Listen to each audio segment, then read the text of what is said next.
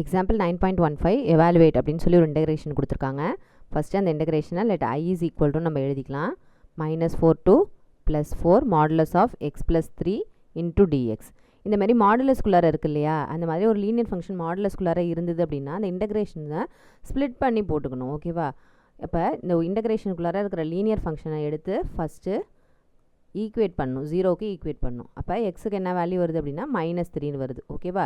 இப்போ இந்த இன்டெகிரேஷனை என்ன செஞ்சுக்கலாம், இது வரைக்கும் ஸ்ப்ளிட் பண்ணி ரெண்டாக எழுதிக்கலாம். ஒரு கிரிட்டிக்கல் பாயிண்ட் கிடச்சிருக்கு இல்லையா, ஒரு பாயிண்ட் கிடச்சிருக்கு இல்லையா, அந்த பாயிண்ட் வரைக்கும் ஒரு இன்டெக்ரல், அந்த பாயிண்ட்லேருந்து இந்த கடைசி லிமிட் வரைக்கும் ஒரு இன்டெக்ரல். பாருங்கள், -4லேருந்து +4குள்ளார -3 இருக்குது. அப்போ இங்கேருந்து -4லேருந்து -3 வரைக்கும் ஒரு லிமிட்டு, -3லேருந்து +4 வரைக்கும் என்னது ஒரு இன்டெகிரேஷனாக எழுதிக்கலாம். ஓகேவா? ஸ்ப்ளிட் பண்ணி எழுதிக்கலாம்.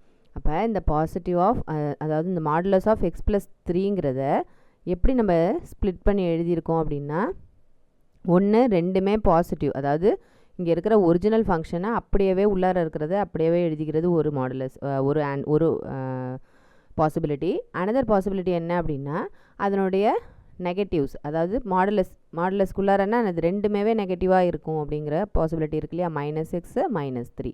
ஏன்னா மாடுலஸ்னால் பாசிட்டிவாக நெகட்டிவாக இருந்தாலும் பாசிட்டிவாக இருந்தாலும் மாடுலஸ்குள்ளே வரும்போது பாசிட்டிவாக எழுதுவோம். இப்போ இது எப்படி பாசிபிலிட்டி இருக்கலாம், -x + 3ன்னு இருந்திருக்கலாம், அதுக்கு மாடுலஸ் எடுக்கும்போது இந்த மைனஸ் பாசிட்டிவாக இருந்திருக்கலாம். ஓகேவா? அதனால் -x -3ன்னு வச்சுக்கலாம். ஓகேவா? நம்ம கண்டுபிடிச்ச கிரிட்டிக்கல் பாயிண்ட் என்னது, -3. அப்போ x greater than or equal to -3ன்ற ஒரு லிமிட்டு. நெக்ஸ்ட் என்னது, x less than -3. ஓகேவா? இப்போது இந்த இன்டெகிரேஷனை ஸ்ப்ளிட் பண்ணி எழுதிக்கலாம். ஓகேவா? அப்போ இது இன்டெகிரேஷன் ஐயை எப்படி ஸ்ப்ளிட் பண்ணி எழுதலான்னு பாருங்கள்.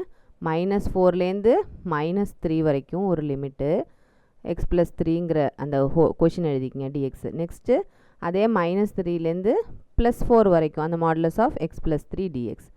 -4லேருந்து -3 வரைக்கும்ங்கும்போது எந்த லிமிட் நம்ம சூஸ் பண்ணணும் அப்படின்னு பாருங்கள். -4லேருந்து -3னா லெஸ் தென் -3 வருது இல்லையா, -3 விட குறைவு தானே -4. அப்போ அந்த இடத்துல என்ன ஆன்சர் இருக்கோ நம்ம அதை தான் எடுத்துக்கணும். ஓகேவா? அப்போ என்ன ஆகுதுன்னு பாருங்கள்.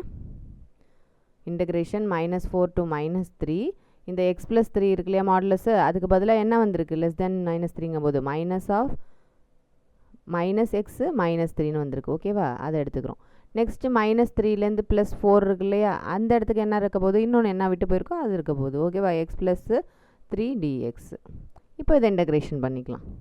-x இன்டெகிரேஷன் பண்ணால் அது சாதாரணமாக x இன்டெகிரேட் பண்ணால் x² 2, எக்ஸ்ட்ராவாக ஒரு மைனஸ் இருக்குது, அதை முன்னாடி போட்டுக்க போகிறோம். சரியா? x² / 2. இன்டெகிரேஷன் ஆஃப் xன்னா என்னது, x பவர் n என்னது, x power n + 1 / n + 1 in general. ஓகேவா? இப்போ x இருக்கிறதுனால x² / 2ன்னு போட்டோம். அதே மாதிரி -3 இன்ட்டு வெறும் நம்பரை இன்டெகிரேட் பண்ணும்போது என்ன கிடைக்கும், அந்த நம்பர் இன்ட்டு x எக்ஸ்ட்ராவாக சேர்ந்துக்கும்.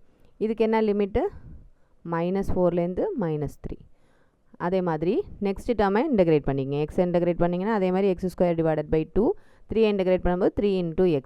லிமிட்ஸை அப்ளை பண்ண வேண்டியதான், -3 to +4. ஓகேவா? ஃபஸ்ட்டு அப்பர் லிமிட் அப்ளை பண்ணணும், தி லோயர் லிமிட். இங்கே என்னது, ஃபஸ்ட் எடுத்தோடனே -3 இருக்குது. ஓகேவா? அந்த -3யை எங்கெங்கெல்லாம் x இருக்கோ அங்கெல்லாம் சப்ஸ்டியூஷன் பண்ணணும். ஸோ எக்ஸுக்கு பதிலாக -3 / 2 -3 இன்ட்டு -3. இது என்னது, என்னுடைய அப்பர் லிமிட். மைனஸ் ஒரு ப்ராக்கெட் ஓப்பன் பண்ணி என்னது, லோயர் லிமிட்டை சப்ஸ்டியூஷன் பண்ண வேண்டியதான். ஸோ இங்கே ஏற்கனவே மைனஸ் இருக்குது, 4 எக்ஸுக்கு பதிலாக -4 / 2 -3 இன்ட்டு எக்ஸுக்கு பதிலாக -4. இது என்னோட லோயர் லிமிட். ஓகேவா? ப்ளஸ் ரெண்டாவது டேர்முக்கு போயிடுவோம், இந்த டேர்முக்கு போயிடுவோம். இதில் ஃபஸ்ட்டு அப்பர் லிமிட்டை சப்ஸ்டியூஷன் பண்ணுங்கள். 4² / 2 + 3 இன்ட்டு 4. இது என்னுடைய upper limit minus lower limit. Lower limit என்னது, -3. ஸோ எக்ஸுக்கு பதிலாக -3 + 3 இன்ட்டு -3. ஓகேவா? இங்கே ஒரு ப்ராக்கெட், இந்த ஹோல் ப்ராக்கெட் ஒன்று. ஓகேவா? விச் இஸ் ஈக்குவல் டு மைனஸை ஸ்கொயர் பண்ணும்போது பாசிட்டிவ். ஸோ 3² 9 / 2. ஓகேவா? இந்த இதுக்கு ஸ்கொயர் கிடையாது, இது மேலே உள்ள எக்ஸுக்கு மட்டும்தான் ஸ்கொயர். ஓகே, ஸோ இங்கே மைனஸ் இன்ட்டு மைனஸு +9 மைனஸ், இங்கே மைனஸ் இருக்குது, இங்கே மைனஸை ஸ்கொயர் பண்ணும்போது plus. So 4² 16 / 2 minus into minus plus 4 3s are 12. Next term பாருங்கள், 4 square 16 divided by 2 plus 4 3s are 12 minus இந்த இடத்துல என்ன இருக்குது மைனஸ் 3 ஸ்கொயருங்கும் போது 9 ப்ளஸ்ன்னு வந்துடும். ஸோ 9/2 மைனஸு 3 3s are 9 இங்கே 3 இன்ட்டு இங்கே மைனஸ் இருக்கிறதுனால மைனஸ் இன்ட்டு ப்ளஸ்ஸு மைனஸு 9ன்னு வந்துடும். ஓகேவா? இப்போ இதை சிம்பிளிஃபிகேஷன் பண்ணிக்கலாம். இது 1 டைம், இது 8, இது 1, இது 8 டைம்ஸ் கேன்சல் பண்ணிக்கோங்க. இங்கே மீதி என்னென்ன இருக்குங்கிறத அப்படியே எழுதிக்க வேண்டியதான். Minus 9/2 plus 9 minus into minus plus 8 இங்கே மைனஸ் 12 ப்ளஸ் 8 ப்ளஸ் 12 இந்த மைனஸ் உள்ள மல்டிப்ளை பண்ணிடுங்க. Minus 9/2 minus into minus plus 9 ஆகிடும். ஓகேவா? அப்போ ரிமைனிங் என்னென்ன இருக்குங்கிறத பார்த்து எழுதிக்க வேண்டியதான். ப்ளஸ் 12 மைனஸ் 12 கேன்சல் ஆகிடும்.